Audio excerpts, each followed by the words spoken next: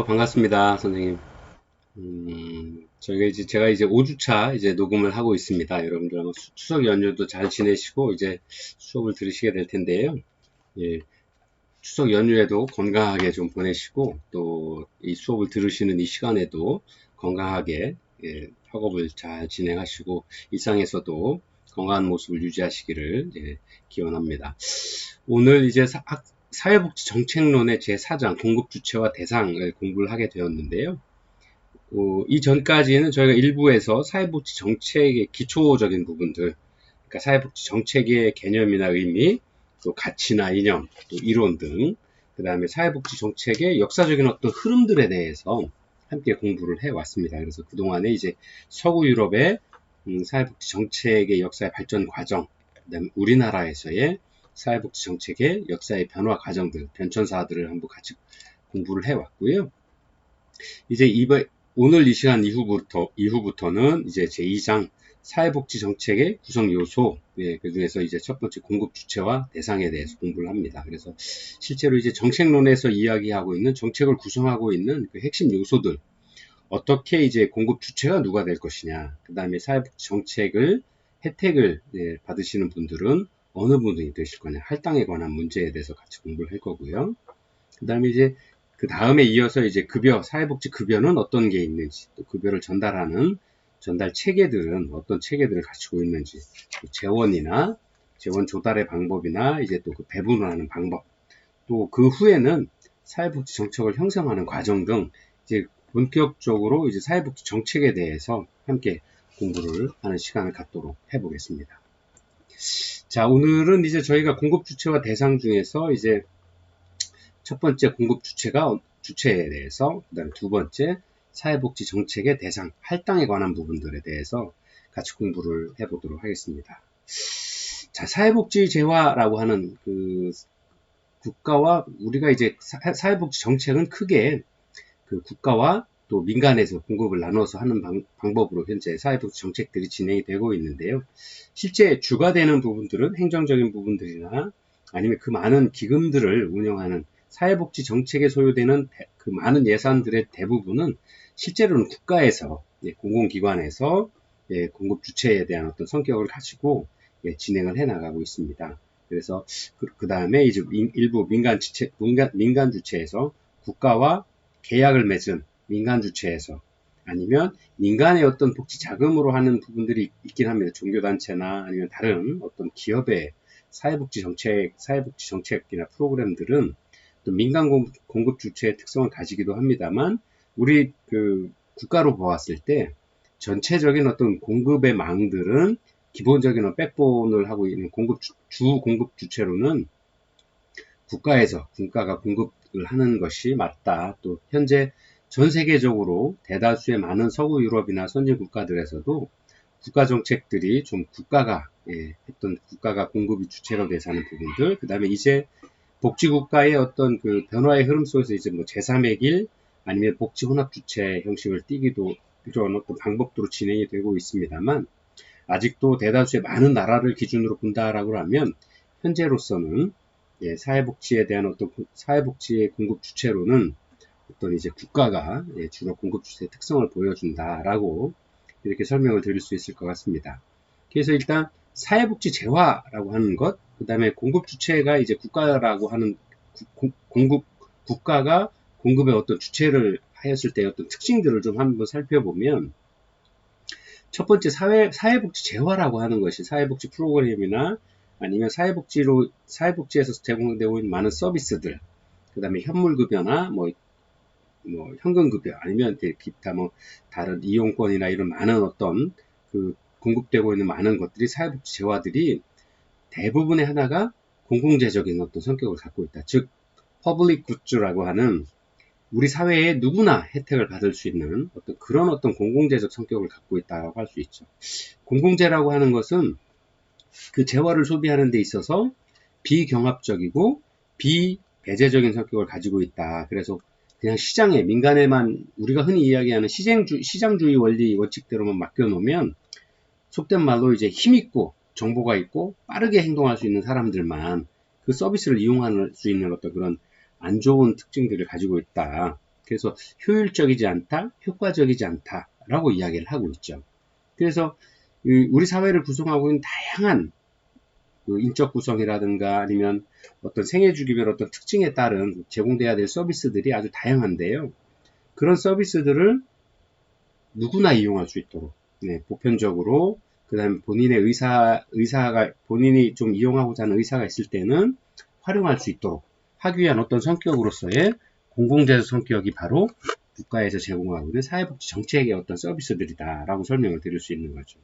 그래서 어떤 재화에 대해서 시장성을 시장이 이루어지려고 그러면 이 재화를 사용하는데 제공하는 사람들은 당연히 그 시장 가격이 매겨져야 되겠죠. 그래서 적정한 시장 가격이 메워져야 수요자들이, 클라이언트 서비스 이용자들이 기꺼이 그 비용을 지불을 하고 그 서비스 재화를 이용을 할 수 있도록 돼 있어야 되는데, 그러한 것들의 어떤 특성상 국가에서 제공하는 사회복지에서 이야기하고 있는 사회복지 서비스들은 그런 부분에 있어서는 조금 일반 시장에 맡겨놓기에는 좀 많은 어려움들이 있다. 또 무임승차에 관한 이런 그 부정적인 요소들도 많이 되어 있다. 그래서 국가가 공급을 하는 부분들이 있어서 일정적인 부분에 있어서 책임을 지고 공급을 해야 될 책임들이 있다라고 규정을 하고 있습니다. 그래서 공공재의 성격이다. 비배제성의 성격을 갖고 있다. 누구나 이용할 수 있어야 된다라는 거죠. 또 특정 조건에 의해서 하는 것이 아니라 국민이라 그러면 공공재적인 성격이기 때문에 국가의 국민이라고 국가에 소속되어 있는 국민이라 그러면 경쟁하지 않고 또 제외되지 않고 누구나 쓸 수 있어야 된다. 사용할 수 있어야 된다. 이용할 수 있어야 된다는 이야기죠. 비배제성, 비경합성의 문제. 또 무임승차. 또 하나 비배제성이고 비경합성이기 때문에 재화에 대한 비용을 지불하지 않고 그냥 무임승차하려는 어떤 그런 성격들인데 그거는 뭐 좀 부정적인 부분이기는 합니다만 그런 어떤 무임승차가 일어나지 않도록 하기 위한 여러 가지 어떤 방안들도 함께 강구돼야 되는 어떤 부분들이다라고 말씀을 드릴 수 있습니다. 그래서 사회복지 재화의 공공재정 성격을 좀 사례를 좀 들어보면 대표적인 게 국방 서비스, 그 다음에 우리가 공부하고 있는 사회복지에 관한 서비스들이 바로 이제 사회복지의 재화의 공공재적인 성격을 아주 단적으로 보여지는 예다, 이렇게 말씀드릴 수 있을 것 같습니다. 그래서 여러분들 교재에도 좀 잘 나와 있는데요. 이용을 해보면서 함께 공부해가면서 또 한번 계속적으로 설명을 드리도록 하겠습니다. 또 두 번째가 이제 분과공급주택의 특성은 공공재정 성격뿐만 아니라 두 번째가 외부 효과다 하는 겁니다. 그래서 외부 효과라는 게 무슨 소리냐? 한 사람의 행동이나 활동이 타인에게 영향을 미치는 현상이나 상황들을 이제 외부 효과다, 아니면 경제 용어로는 외부적인 경제 효과, 내부적인 경제 효과, 이렇게 이야기를 하고 있는데요. 사회복지 재화나 서비스를 이용을 할 때 이러한 재화들이 어떤 긍정적인 부분들을 보인다 이거죠. 사회가 건강해지고 사회에 많은 사람들이 노동시장에 참여하고 교육에 참여하고 하기 때문에 그러한 어떤 참여하는 사람들이 모여서 하나 더하기 하나는 2가 아니라 1 더하기 1이 3의 힘을, 또 4의 힘을 만들어낸다 이거죠. 그래서 당초 우리가 숫자로만 계산할 수 없는 어떤 그런 힘들을 여럿이 함께 모였을 때 그런 힘들을 만들어낸다라고 하는 거죠. 예를 들어서 한 지역의 복지 인프라를 확충한다라 그러면 그것은 그 지역 사람들만 사용하는 것이 아니죠. 지역 사람들도 함께 사용을 하고 또 그러한 영향을 받아서 그 인근 지역에 또 어떤 복지 정책들이 영향을 받을 수밖에 없고요. 또 아니면 그러한 서비스를 이용해 본 사람들의 어떤 좋은 영향력으로 인해서 주변에 그런 영향력들을 가진 그런 정책들이 많이 만들어지고 또 그렇게 됨으로써 이러한 서비스가 이 지역뿐만 아니라 그 주변 지역들까지도 그 외의 지역에도 혜택들이 전달될 수 있는 어떤 이런 효과들, 결과적으로 어떤 이런 긍정적인 어떤 부분들이 바로 우리는 사회적인 외부 효과다라고 이야기를 합니다. 그래서 이러한 주변에 미치는 효과들을 좀 생각을 해 보았을 때 이러한 사회복지 정책은 국가가 주도하는 것이 바람직하다라고 하는 부분이고요. 세 번째가 불완전한 정보의 특성을 가지고 있기 때문에 국가가 이러한 일들을 좀 공급하는데 앞장서야 된다라고 하는 부분들이죠. 불완전한 정보의 가장 큰 예가 바로 의료 서비스 부분이라고 단적으로 말씀을 드릴 수 있을 것 같은데요. 어떤 그 사용자와 그러니까 수요와 공급에 있어서의 정보가 동등하게 서로 알 수 있어야 되는 거죠. 그래서 그렇게 돼야 이제 공정한 거래가 이루어질 수 있을 텐데, 그러한 부분들에 대해서는 좀 사회적인 어떤 취약이 될 수 있는 부분들이 이렇게 의료 서비스에서 우리가 일반인들이 의료에 대해서 전문적인 지식들을 갖고 있지는 않죠. 그러다 보니까 전문가 집단의 의사라고 하는, 간호사라고 하는, 그런 보통 전문가 집단의 건강 서비스, 의료 서비스들을 좀 믿고 맡기는 의뢰가 있죠. 그래서 대개의 경우 잘못되면 국가가 통제하지 않으면 의료 서비스에 대한 부분들이 지나치게 높은 가격에 있거나 아니면 의료 서비스의 질이 경제적인 능력에 따라서 좌우될 수밖에 없는 그런 어떤 불합리한 부분들을 좀 초래할 수가 있게 되는 거죠. 그래서 국가가 일정 부분 개입을 해서 그 가격대를 일정하게 형성을 한다거나 아니면 어떤 의료보험이나 어떤 여러 가지 재반사회복지 정책들을 통해서 국가의 국민들이 누구나 그 의료 서비스를 믿고 활용할 수 있도록, 이용할 수 있도록 하는 어떤 그런 부분들에 있어서 바로 이런 국가 공급 주체의 특성을 보여주고 있고, 그런 것들을 설명하는 것이 바로 불완전한 정보의 특성 때문에 국가가 그런 일들을 진행해 나가야 한다라고 주장을 하는 겁니다. 그래서 이런 국가의 불완전한 정보의 어떤 그 비대칭성이라고 하는데요. 그 비대칭성이 심해질수록 역선택 또는 도덕적 해이를 초래할 수밖에 없게 되는 거죠. 아까 말씀드린 대로 이제 역선택이라고 하는 것은 우연 발생 가능성이 높은 사람들이 보험에나 아니면 어떤 정책에 집중적으로 가입하게 되는 거죠. 그래서 국가에서 하는 사회보장 정책이라고 하는 것은 국민 전체를 대상으로 하는 건데, 그 중에서 나는 어떤 위험한 직종에 근무하니까, 예를 들어 운전을 하루 종일 해야 되는 어떤 직종이다 보니까 운전 자동차 보험을 운전만 하는 사람들이 더 많이 가입하게 되는 거죠. 그래서 그런 분들이 혜택을 받고 운전을 많이 하지 않는 사람들은 보험에 가입하지 않아서 간혹 어떤 사건이나 사고가 생겼을 경우에 혜택을 받지 못하는 경우도 생길 수 있다. 그래서 어떤 더 어려운 상황에 처할 수도 있다. 그래서 국가에서는 국민들 전체가 일종 보험, 운전을 예로 들면 일종이 아니라 책임보험이라고 하는 부분에 있어서는 모든 국민이 의무적으로 가입하도록 되어 있죠. 그 다음에 그것을 통해서 일정 부분의 어떤 사고에 대해서는 좀 보상을 할 수 있는 어떤 부분들, 사회적 보상에 대한 부분들을 제도적 장치로서 갖고 있게 됩니다. 그래서 이것이 바로 역선택을 좀 예방하기 위한 어떤 그런 방법이죠. 그래서 우연분산이 될 수 있도록 하는 방법이 바로 역선택의 어떤 문제다라고 이야기를 할 수 있습니다. 그래서 이러한 것들을 좀 더 사회보험 정책에서 살펴보면 건강보험이나 실업보험에서 그런 예를 찾아볼 수 있죠. 민간 시장에서 미래에 발생할 위험에 대비한 개별보험이 성립되기 어렵다라고 하는 거죠. 그래서 예를 들어 건강이 나쁜 사람들만 건강보험을 많이 들고 하면 건강보험료가 고가가 될 수밖에 없고, 실업이 당하기 쉬운 어떤 그런 직종에 있는 사람들 아니면 그런 어떤 그 직업의 특성을 가진 사람들만 보험을 들게 되면 보험료의 보험료가 굉장히 수가가 올라가야 되는 거죠. 왜냐하면 그런 어떤 위험에 대비해서 보상을 해줄 수 있어야 되니까 한정적으로 들어오는 경우에.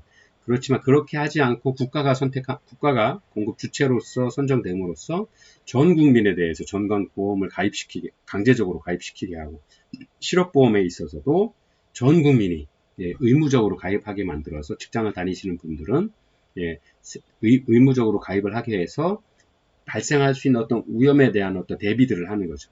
그래서 그런 부분들을 바로 그런 필요가 있다. 그래서 이런 걸 역의 선택이다라고 저희는 이야기를 하고, 그런 어떤 특징들 때문에 국가가 공급 주체로서의 사회복지 정책들을 진행을 해 나가야 된다라고 이야기를 하고 있는 겁니다.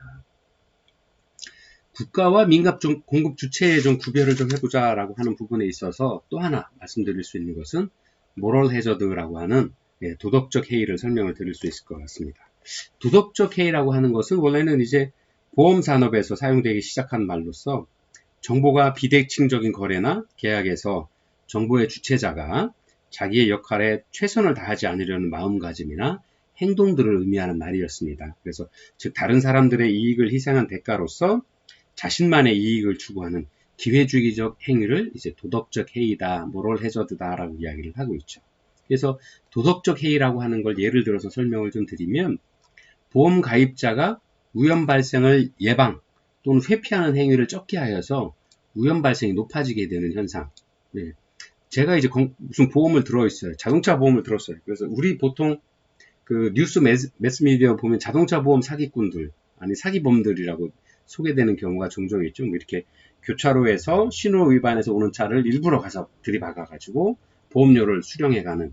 예, 그 다음에 차도 뭐 정상적인 차들이 아니라 뭐 이렇게 이렇게 안 좋은 차들을 가져가서 오히려 보험료를 예, 수익의 목적으로 하려고 하는 어떤 그런 범죄를 저지르는 어떤 행위들이 바로 우리가 보험에서의 도덕적 해이로 예, 그 매스컴에서 간혹 들을 수 있는 그런 것들인데요. 바로 그런 것들을 생각을 하시면 예, 쉽게 이해를 하실 수 있을 것 같습니다. 그래서 이러한 도덕적 해이를 막기 위해서 민간 보험에서 또 여러 가지 방법들도 사용을 하기도 하고요. 또 도덕적 해이의 문제가 가장 심각한 예, 사회보험에서의 예가 바로 건강보험과 실업보험의 예를 들 수 있죠. 네, 그래서 일하기 싫으면 예, 아주 작은 상처에도 건강보험을 혜택을 받아서 보험에 그 직장에 다니지 않고 그 병원에서 치료를 받으면 장기간 치료를 받으면서 실제 실업보험 급여나 아니면 건강보험에서의 급여를 수령하는 예, 그런 어떤 도덕적 해이가 생길 수 있는 거죠.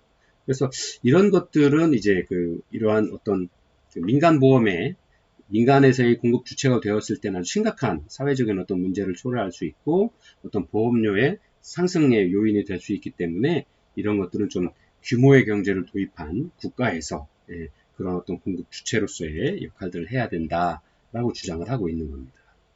그리고 이제 여섯 번째가 위험 발생의 상호 의존입니다.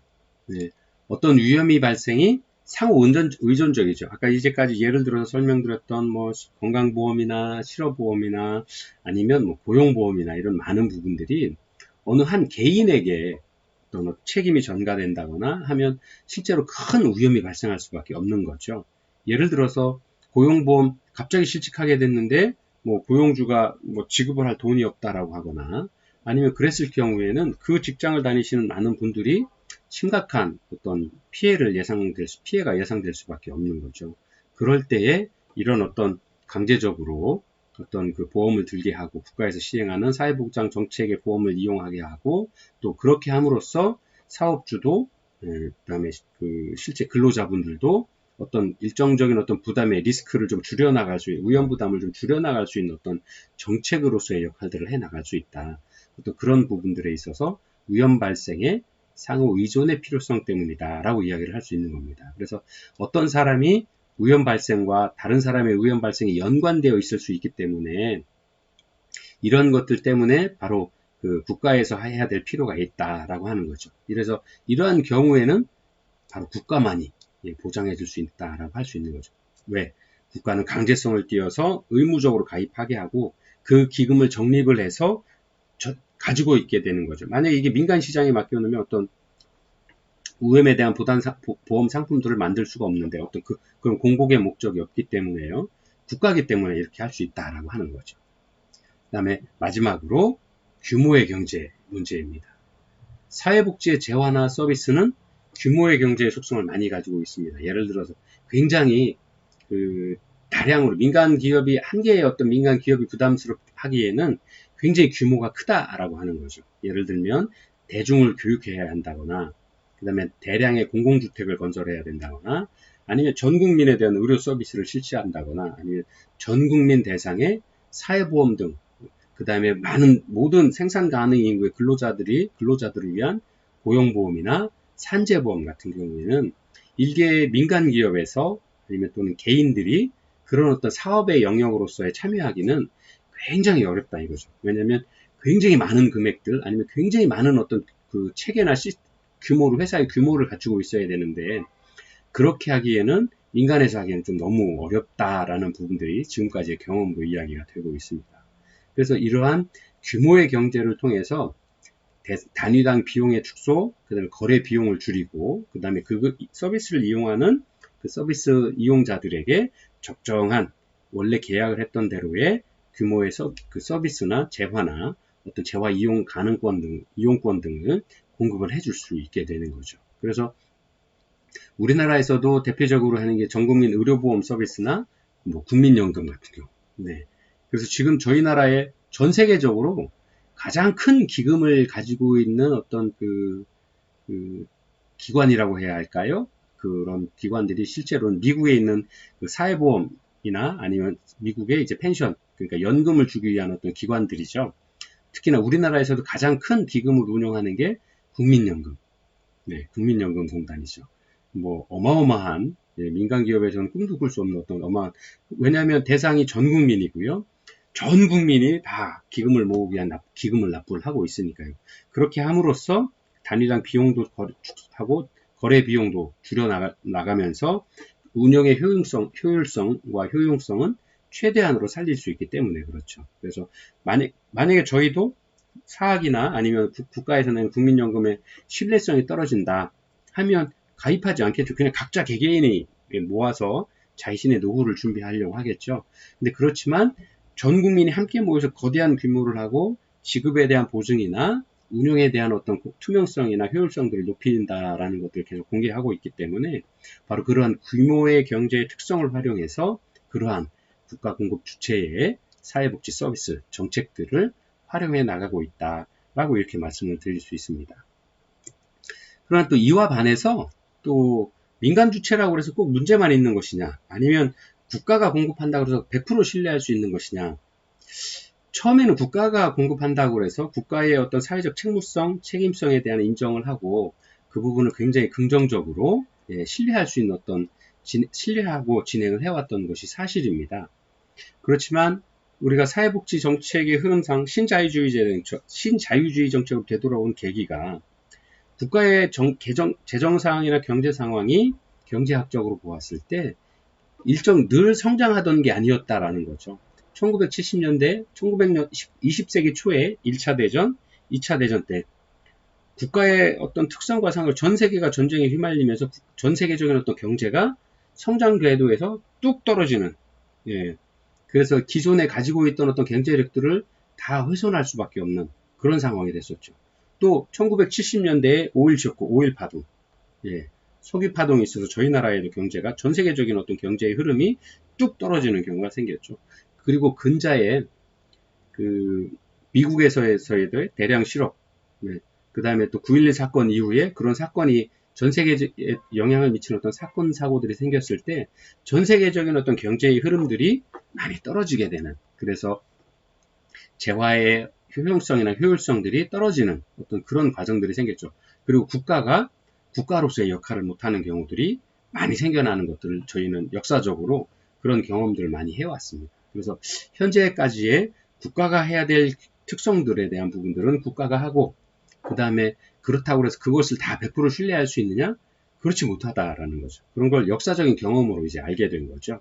그래서 민간에 대한 어떤 그 민간의 특성들도 같이 공부를 하고, 이제 이어서 국가 주체와 민간의 어떤 공급 주체의 어떤 특성들을 활용한 국가가 잘하는 부분을 살리고 민간이 잘할 수 있는 부분들을 살려서 실제 사회복지 공급의 어떤 정책들을 펴나가는 혼합경제정책 아니면 혼합공급 주체로서의 어떤 특성들을 가지도록 이제 발전을 해 나왔습니다.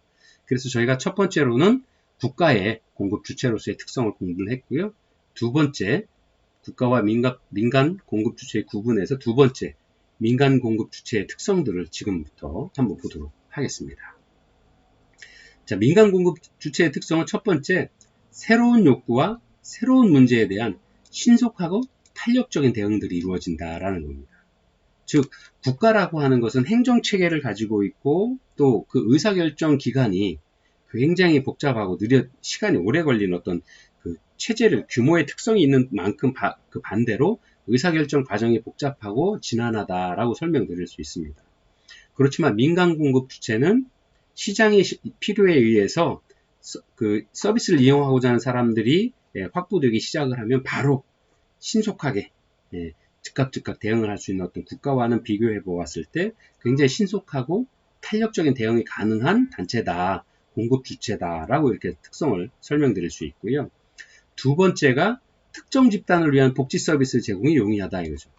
국가는 규모의 경제를 통해서 대규모, 국민들이면 국민 전체를 대상으로 하는 규모를 가진 서비스를 제공을 하지만 그 중에서 소외되는 계층들, 국민을 전체를 대상으로 하지만 그 중에서 대상으로 하지 못하고 있는 어떤 틈새 시장이라든가 아니면 틈새에서 발견되는 어떤 욕구들에 대한 어떤 서비스들, 그 다음에 개별적인 특성을 가진 욕구들, 이러한 어떤 그 특정 집단에 대해서는 복지 서비스를 제공하는 것들이 굉장히 어렵다. 또 제외될 수밖에 없다. 또 그것을 법률로 만들어서 법이 정한 한도 내에서 진행을 해야 되는데 아직은 전체 국민을 봤을 때 소수의 어떤 작은 욕구들이 생겼을 때 그러한 작은 욕구에 대응하는 법률을 만들고 서비스를 만드는 것에는 민간 주체에 비하면 굉장히 좀 느리고 그런 부분들이 지난하다. 그래서 민간 주체에서의 특정 집단을 위한 복지 서비스 제공 용의가 굉장히 특징적으로 보여질 수 있다라고 하는 거고요.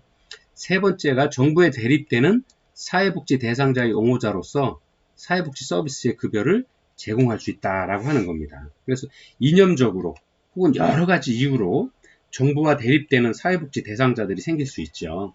예를 들어서 우리나라에 속해 있는 뭐 범죄자 집단이라든가 아니면 뭐 우리나라도 잘 아시는 것처럼 1950년대 6.25 전쟁 전후에 뭐 이렇게 일반 주류 어떤 사상 체계에서 벗어나 있는 다른 어떤 체제를 생각을 가지고 계신 분들, 또 예를 들어 난민 집단을 우리가 수용을 해서 이제 우리나라도 난민을 수용하는 난민이 들어오시는 국가들이 되었는데 그런 난민들을 위한 복지 정책들, 또 외국인 고용자들을 위한 어떤 복지 정책들이 법에서 정해진 혜택들이나 서비스의 폭이 굉장히 제한적일 수밖에 없는 거죠. 그래서 그러한 여러 가지 이유로 정부와 대립되거나 아니면 국가에서 가지고 있는 어떤 법률 체계에서 벗어나는 어떤 사회복지 대상자를 위한 복지 서비스를 제공할 경우에는 국가가 하기에는 굉장히 어렵죠. 어쩔 수 없이 민간복지 공급 주체가 나서서 할 수밖에 없는 어떤 그런 특성들을 가지고 있습니다. 그래서 그럴 경우에는 이제 국가가 못하는 어떤 서비스에 대해서